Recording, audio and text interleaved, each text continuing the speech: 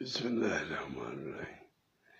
پیارے دوستو، الحمدللہ اسلام کیسا مذہب ہے کہ اگر دو کی تکلیف کوئی ازمائش بھی آتی ہے تو اسلام کے مطابق آپ صبر کریں گے، اللہ کا شکر ادا کریں گے تو وہ بھی آپ کے لیے نیکی کا باعث ہوگا۔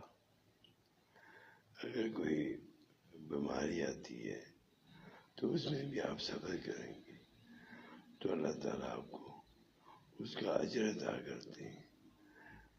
صرف صبر اور اللہ کی رضا جان کر اگر آپ برداشت کریں گے تو الحمدللہ آپ کو اللہ تعالیٰ صبر اس کا اجر عطا فرمائیں گے۔ اللہ تعالیٰ سب کو توفیق عطا فرمائے۔